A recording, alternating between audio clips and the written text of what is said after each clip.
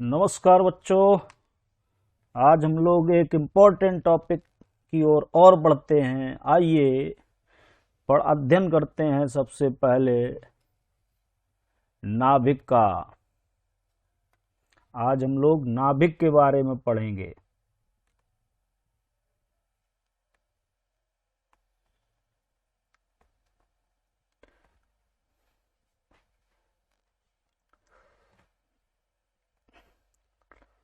सबसे पहले जानते हैं नाभिक क्या है, इसको समझते हैं। देखिए नाभिक, तो नाभिक के बारे में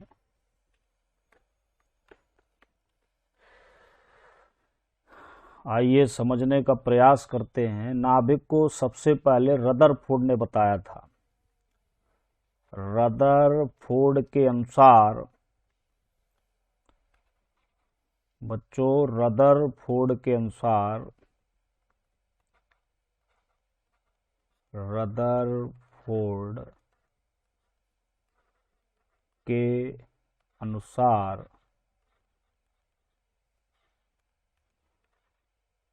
परमाणु का समस्त धनावेश व द्रव्यमान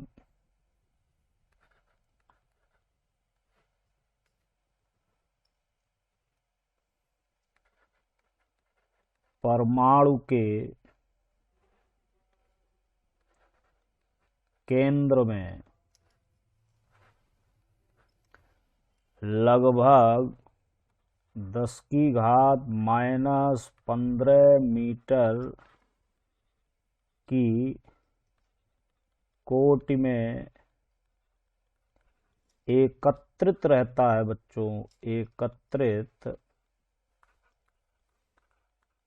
रहता है। इस स्थान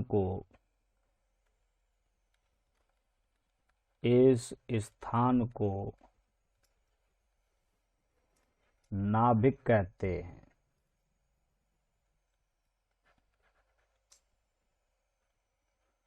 नाभिक कहते हैं।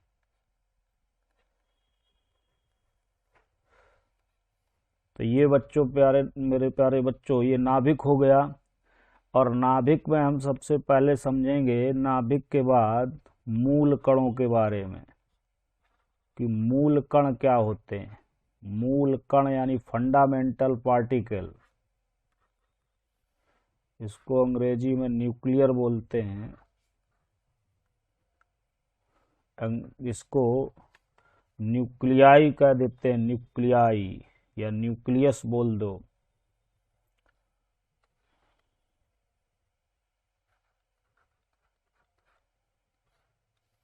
मूल कण मतलब फंडामेंटल पार्टिकल।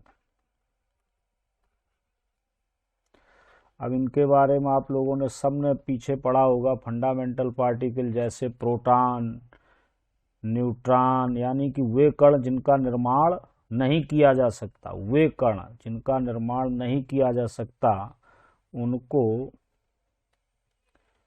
वे कण जिनका निर्माण अन्य कणों से नहीं किया जा सकता, वे कण जिनका निर्माण अन्य कणों से नहीं किया जा सकता, उन्हें मूल कण कहते हैं। उन्हें बच्चों मूल कण कहते हैं। अब ये मूल कण क्या हैं? देखो, मूल कण हैं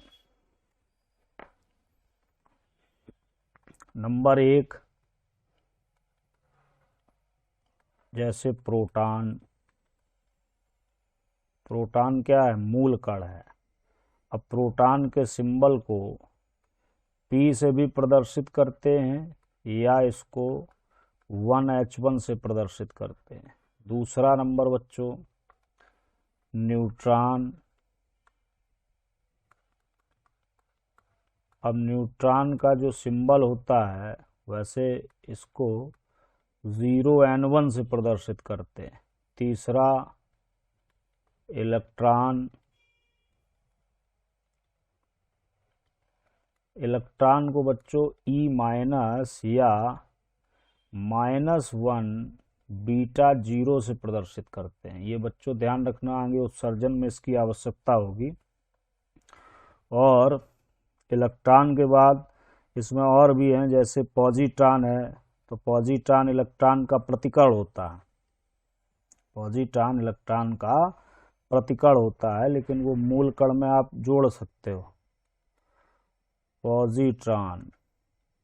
अब पॉजिट्रॉन का सिंबल क्या होता है, +1 बीटा 0 या +1 बीटा 0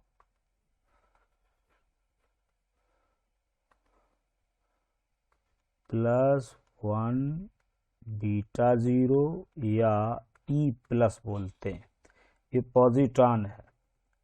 इसके बाद न्यूट्रिनो,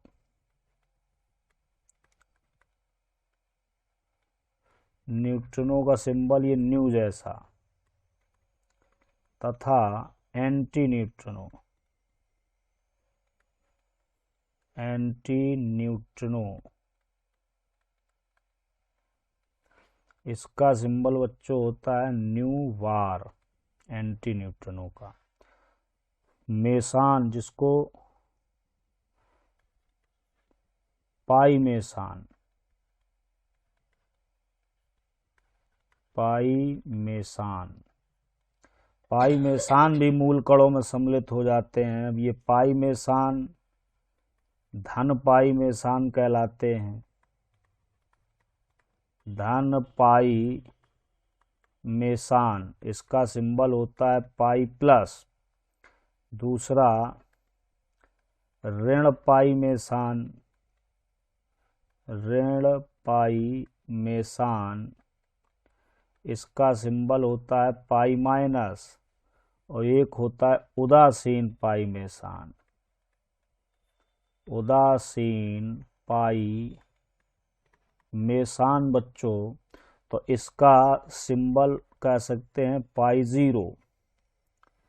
तो ये कुल मिला के मेरे प्यारे बच्चों नाभिक और नाभिक में मूल कण है। इसके बाद आगे बढ़ते हैं, इनको समझ लीजिए आप सभी। सबसे पहला टॉपिक है परमाणु द्रव्यमान। आगे बढ़ेंगे, परमाणु द्रव्यमान, इनको हमने आपको सिंबल और ये सब बताया। अब परमाणु द्रव्यमान क्या है इसको समझिए। कार्बन के यानी कि कार्बन 6C12 के एक परमाणु, ये ध्यान दें बच्चे, एक परमाणु के द्रव्यमान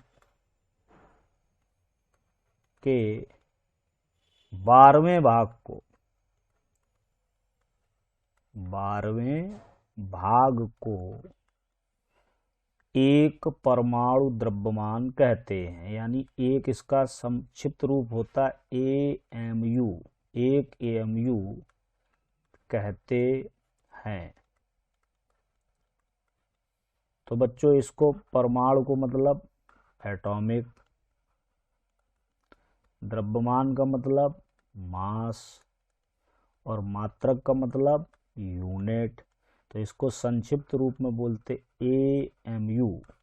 क्या बोलते बच्चों, एटॉमिक मास यूनिट। इसको बोलते परमाणु द्रव्यमान। तो अब इसका जब मान निकालेंगे तो एक AMU बराबर 1/12 गुणा 6C12 के, 6C12 के एक परमाणु का द्रव्यमान, एक परमाणु का द्रव्यमान। तो देखो 1/12 गुणा 6C12 का एक परमाणु, तो उसका द्रव्यमान 12 हो गया। तो अब इसमें लेकिन 12 के साथ इसमें ये लिखते बटे में एवोगाद्रो संख्या का उपयोग करते हैं। एवोगाद्रो संख्या ये तुमने पढ़ी है, एवोगाद्रो या इसको एवोगाद्रो भी बोलते हैं। एवोगाद्रो संख्या capital N equal to 6.02 into 10⁻23 प्रति मोल बोली जाती है। तो अब इसका मान हम यहाँ इसको Na भी कह सकते हैं, एवोगाद्रो बोलते तो Na कह सकते हो। तो अब ये बचा कितना, 1/Na, यानी 1/6.02 इंटू 10⁻23। अब ये 23 और ये बन गया, ये जब ऐसा होगा तो ये ग्राम में बनता है बच्चों, किस में बनेगा, ग्राम में। तो इसकी वैल्यू आपकी आ जाती है 1.660,539 इंटू 10⁻24 ग्राम 1 AMU बराबर। तो अगर इसी को हमें किलोग्राम में बनाना है तो 1 ग्राम में होते हैं 10⁻³ kilogram. 1 gram equal to 10⁻³ kilogram. अतः 1 AMU इक्वल टू 1.66 गुणा 10⁻27 किलोग्राम, ये मान आ जाता बच्चों 1 AMU को। इसको परमाणु द्रव्यमान मात्रक कहते हैं।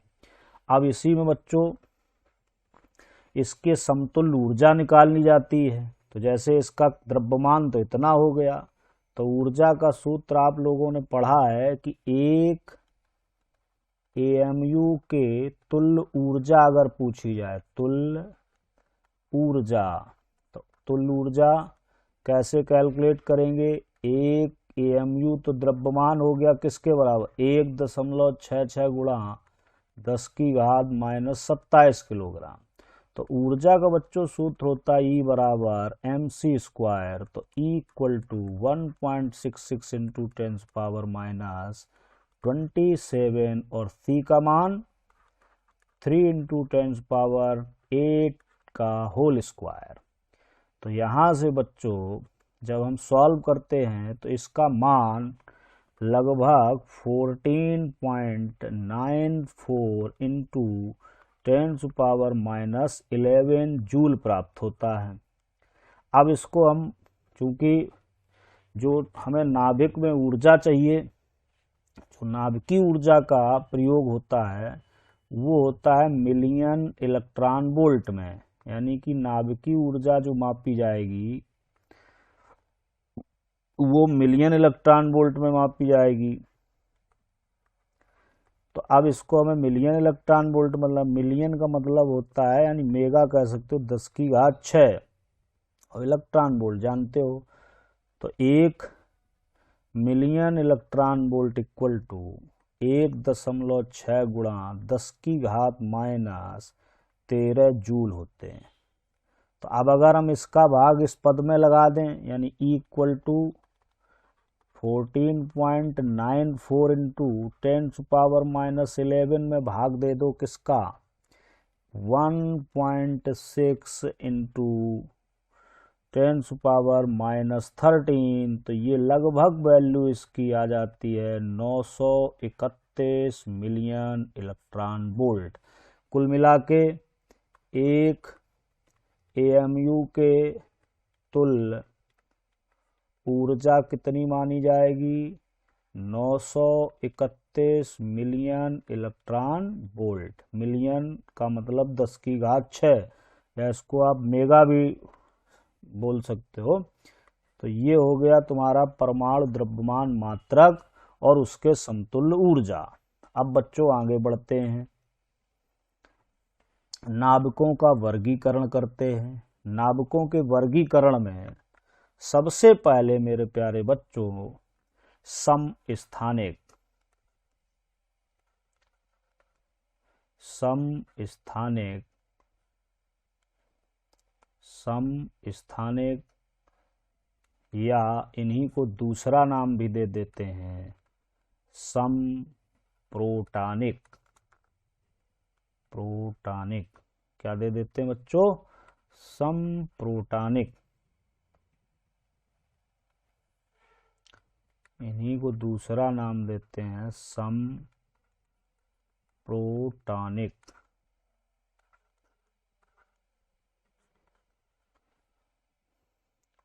ये सभी बच्चों ने अध्ययन किए हैं, तो इनको हम ज़्यादा डीपली ना लेके समप्रोटानिक ये सब आप लोग जो है पिछले कक्षाओं से पढ़ते चले आ रहे हो, यानी जिनमें परमाणु क्रमांक समान होते हैं, परमाणु क्रमांक समान, तो उनको बच्चों कहते हैं समस्थानिक या समप्रोटानिक, उनको बोलते हैं समस्थानिक या समप्रोटानिक। ठीक है, इसको अंग्रेजी में आइसोटॉप भी बोलते हैं, आइसोटॉप्स। कुछ बच्चे इससे याद कर लेते हैं आइसोटॉप, जैसे जैसे हाइड्रोजन है, तो हाइड्रोजन के समस्थानिक 1H1, 1H2, 1H3, इसको बोलते हैं प्रोटियम, इसको बोलते हैं ड्यूटेरियम, ड्यूटेरियम, और इसको बोलते हैं ट्राइटियम, टियम। तो ये ड्यूटेरियम, ट्राइटियम, प्रोटियम, ये तीनों जो हैं समस्थानिक हो गए किसके? हाइड्रोजन परमाणु के। इसको ड्यूटेरियम को कभी कभी ड्यूट्रॉन से भी संबोधित कर देते हैं, ड्यूट्रॉन। तो ड्यूट्रॉन का सिंबल बच्चों क्या रहेगा? 1H2 रहेगा। ठीक है। दूसरा, जैसे ऑक्सीजन का समस्थानिक, तो ऑक्सीजन का समस्थानिक बच्चों, ऑक्सीजन का क्या हो गया? 8O16, 8O17, 8O18, ये ऑक्सीजन के समस्थानिक हो गए। क्लोरीन के, क्लोरीन के समस्थानिक 17Cl35 और 17Cl37, ये क्लोरीन के समस्थानिक होते हैं। और भी ले लिए, जैसे ज़रूरत पड़े यूरेनियम, तो यूरेनियम के समस्थानिक 92 यूरेनियम 238 और 92 यूरेनियम 235, या मान लो 35 वाला आप पहले लिख लीजिए, 92 यूरेनियम 235 और 92 यूरेनियम 238, ये यूरेनियम के समस्थानिक हो गए। इसके बाद बच्चों दूसरा टॉपिक इसमें आता है संभारिक, इसका भी नाम समझ गए, संभारिक। इसको अंग्रेजी में आइसोबार बोलते हैं, आइसोबार्स। संभारिक यानी जिनके परमाणु द्रव्यमान समान हो, या ऐसे कहते हैं परमाणु भार समान हो, परमाणु भार समान, तो वो तत्व कहलाते संभारिक। अब इनके लिए एग्जाम्पल संभारिक के लिए, तो संभारिक के लिए एग्जाम्पल में जैसे हमने ले लिया 1H3 फॉर एग्जाम्पल, 1H3 व 2He3, यानी ये हो गया ट्राइटियम और ये हो गया हीलियम का एक नाभिक 2He3। इसके बाद जैसे ऑक्सीजन ले ले 8O17 और दूसरा आ जाएगा फ्लोरीन का 9F व 9F17, ये ऑक्सीजन के साथ संभारिक हो गया। और 6C14 और 7N14 नाइट्रोजन के साथ संभारिक हो गया, ये संभारिक हो गए बच्चों। इसके बाद इसमें तीसरा आएगा, तीसरा टॉपिक आएगा समन्यूट्रॉनिक, समन्यूट्रॉनिक, समन्यूट्रॉनिक, तो सम न्यूट्रॉनिक बच्चों यानी जिनके, इसको अंग्रेजी में आइसोटोन बोलते, आइसोटोन्स, जिनमें न्यूट्रॉन समान हो।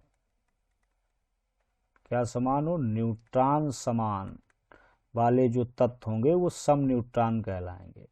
और न्यूट्रॉन मिलेंगे कहाँ? नाभिक के अंदर। किसके अंदर? नाभिक। प्रोटॉन और न्यूट्रॉन। तो इसमें क्या होता है, जैसे 1H3 फॉर एग्जाम्पल 1H3 व 2He4।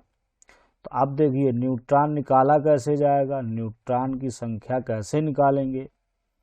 न्यूट्रॉन की संख्या क्या होती है, इसके लिए समीकरण जैसे N+P बराबर ए होता है द्रव्यमान संख्या, ये प्रोटॉन और ये न्यूट्रॉन। और प्रोटॉन को हम बोलते हैं नाभिक के अंदर, जैसे यहाँ ले लें वो परमाणु क्रमांक। तो अब जैसे N प्लस पहले का इसका 1H1 का परमाणु क्रमांक कितना है? 1।